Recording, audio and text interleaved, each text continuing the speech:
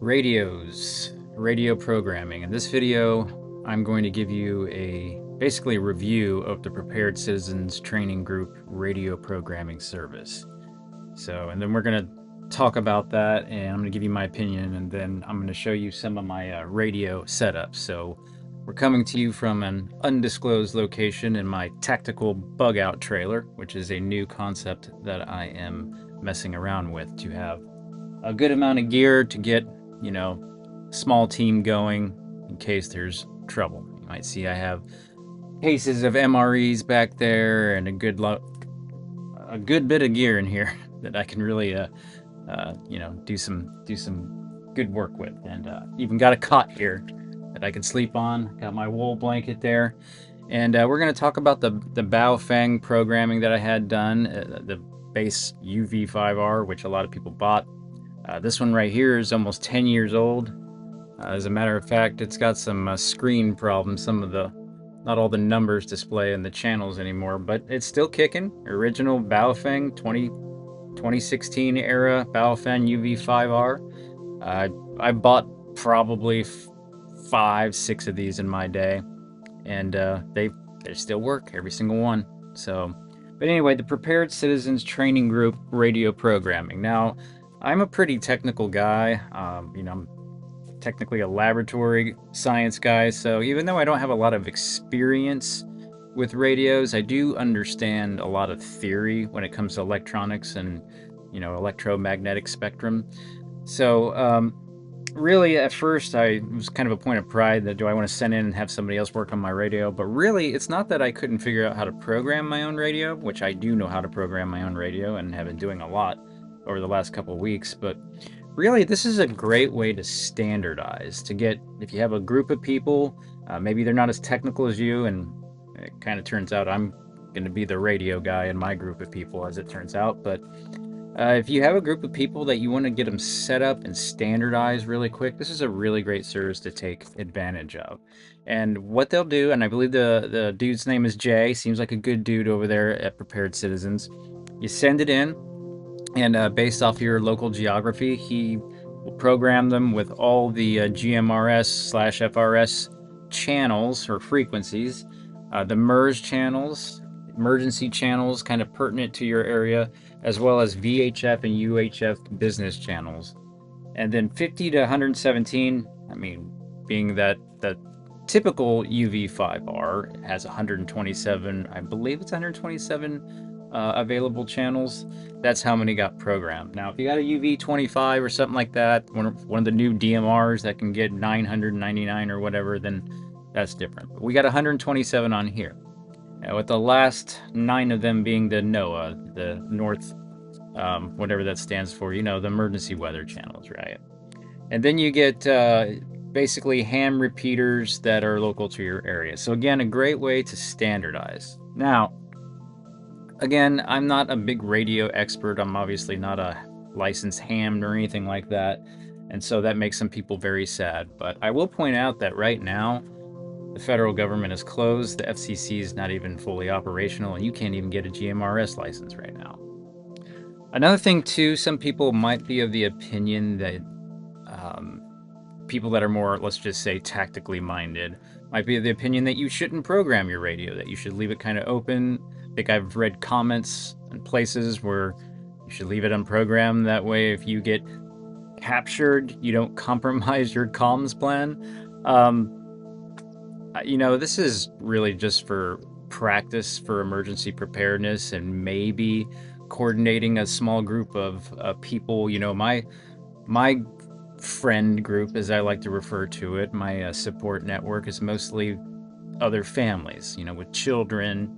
And so I know everybody's the action hero in the action film in their minds, but some people might just have delusions of grandeur. But I will say another great resource is this Gorilla's Guide to the Baofeng Radio, where the author NC Scout does go into, let's just say, tactical stuff, clandestine things. And so there's some arguments to be made on programming your radio or keeping it program free. But I digress. This is more of a review of the Prepared Citizens. And again, having the general GMRS and MERS and just your basic channels program that of the services that are provided by the FCC. Now, granted, some people have very strong opinions on transmitting on these things and things of that nature. Again, I am not approaching this from a amateur radio perspective. I'm approaching this from a family and emergency preparedness. And we all know that the general consensus that is that if you are in an emergency and have exhausted all your other forms of communication, that it is acceptable to transmit on a ham radio despite being devoid of licensure. So there's that. So you get the breakdown from Prepared Citizens, and then you get the actual individual channel listing. So I don't necessarily need to show you that. I just kind of keep that as a reference inside my Gorilla's Guide to the Battle thing. And this thing is so cool. I've been totally geeking out on radios a lot as of late, constructing antennas. I got my long antenna there for converting this to kind of a Radio Shack, if you will. So great resources in here as well. But the Prepared Citizens Training Group, you can also, I believe I have them pulled up here, so you can actually see this. And the radio programming service, you can add additional radios for a low cost or additional fee. So it says to allow to 3 to 5 weeks for programming and setup. Guys, I sent this off and I believe I got it back in a week. All the channels, and here's what you get. You get the GMRS channels, NOAA weather channels, emergency services channels, emergency marine channel, VHF, UHF business channels, repeaters local to you, covers one radio, yada yada yada. He applies the appropriate power because we don't really want to make a big scene of ourselves. And then of course you can actually buy radios from already programmed, which is pretty cool. So that's the service. You can go to preparedcitizenstg.com and check that out. And I do recommend it, especially if you are new to radios. So now with that being said, I said I was going to show you a couple of radio setups, but fair mention, where did I put my original guy here? So this is the guy that I usually keep in my rig. It's missing some doodads, from keeping it from going off accidentally, a better antenna and PTT comm, but this might be getting phased out. Showing its age, this one in particular has got some screen problems. It still works great though. Recently picked up one of these UV5R minis, and these are super cool. This is the latest and greatest iteration of the UV5R. It has a lot of modern things that are, the screen's improved. It's got a lot of up-to-date electronic functionality. It's really cool. It's not waterproof, and it's a $20 radio at the end of the day, but I got 2 of these for $44.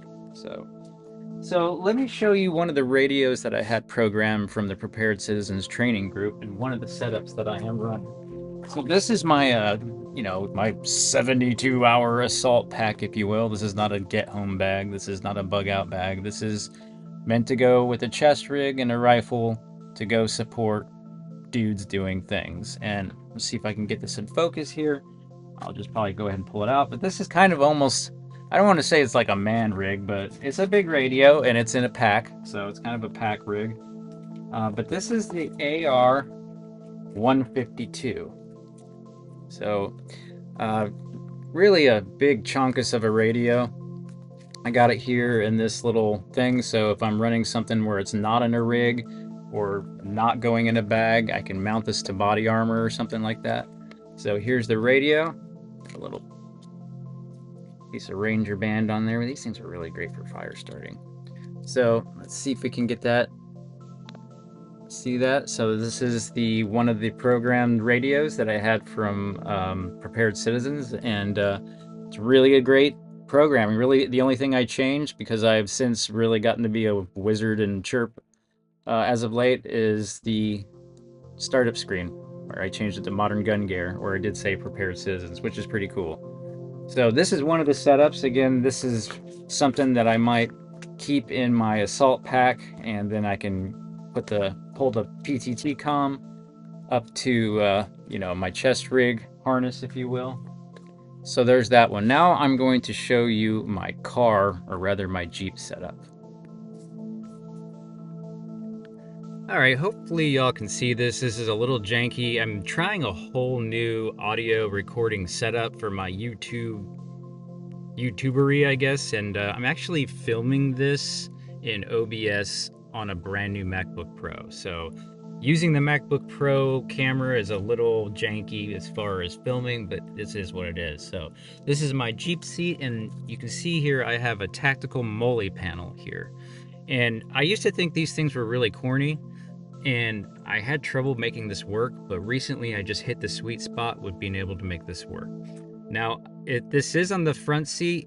Typically, I don't have people running in my front seat, but if I do, then I can quickly pull it off and they can sit down. But usually I want all my doodads where I can reach them quick, and I don't keep them on the back because, you know, typically kiddos right back there, right?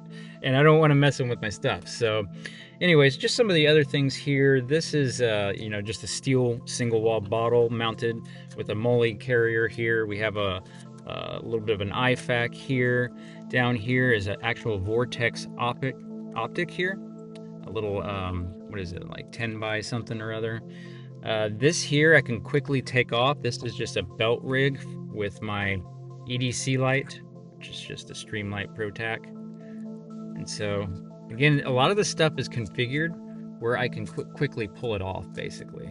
Because what I have here is actually little pieces of paracord that are just tied with a overhand knot where I can pull them through real quick and put them on my belt if I need be. And I have my little vortex observation optic here. This is a Victorinox rescue tool. I know this is a radio video, but I figured some people might be interested in the overall panel. And then here is just a Velcro panel that'll actually go up against one of my rigs, my unobtainium gear. What is it? The LVDR, the low vis dank robber. This will fit right on the front of my dank robber rib, and we have an extra 5.56 magazine, and we have a thing of tear gas or pepper spray, and then we have a multi-tool. But here is the radio setup, and what this is a pretty cool, I don't remember the name of the brand, but it's a US made radio pouch. And we have here this cool little, I forget what this is called as far as the model number, kind of phone style PTT com. And then in here I have, which is not going to come out because I have the PTT com here. Oh goodness.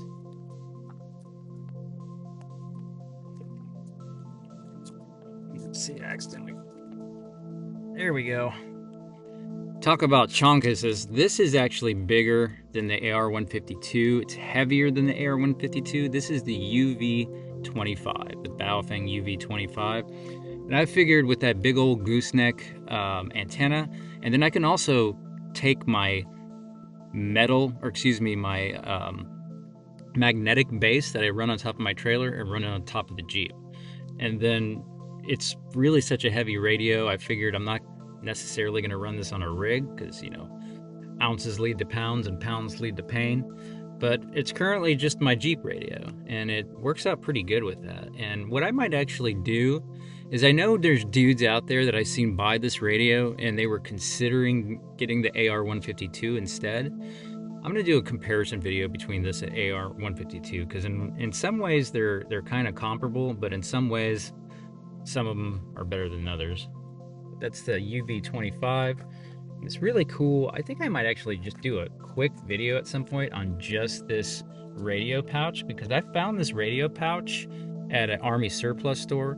So you know how Army surplus stores also get new stuff, and it's US made. It's a little pricey, but it's such a cool pouch that I figured I'd use it as a car rig. Honorable mentions down here, besides we already talked about the IFAC, which has a tourniquet on the front. Yes, I do keep them in the original packaging. Yes, I know it might take a millisecond to take them out, but it does help protect them. Somebody that carries these things around for years, they sometimes get damaged, just in frayed, just being carried around. And then, again, honorable mention, this is actually a drop pouch. I think, what is this? Is this a One Tigris? But I got this originally for my main rig. That's from Sojourn Gear, but then Sojourn Gear actually came out with their own pouches. So I stuck this on here, and if need be, I could put this on the bottom of my unobtainium gear, because the unobtainium gear is a really cool chest rig if you don't intend to run water. I have a shooter's mat here just because I find these to be really useful to just throw down, either to lay down gear or to shoot on it. And that's it for the car gear setup on the Moly panel. Guys, I gotta say, this is probably one of the holes in my preps, even though I've had Baofangs for 10 years and have been messing around with them over the last couple years. I've only really seriously got serious about Camo this year, and it really was kind of the last thing that I didn't get into, which is really weird because I'm such a nerdy electronics guy with the instrumentation and stuff. It seems like it would be right up my alley, and it is. And so, again, I'm thinking about taking the hand license thing. I know enough of the theory already, but that's neither here nor there. But the point is, Prepared Citizens Training Group, really awesome service. Highly recommend it. Really recommend people get their actual commos plans worked out now more than ever. I've spent so much time over the last 5 to 7 years learning how to shoot, spending time in martial arts, getting fit, getting mentally fit, spiritually fit, physically fit. But I've really been lacking out on the radios. But I'm really kind of, I'm a quick study, and I've learned a lot over the last couple of months. So get your radio stuff in order, and thank you, Prepared Citizens Training Group. I'm actually going to be placing an order for some other commo stuff right after I'm done making this video. So get prepared, y'all. It's getting bumpy out there.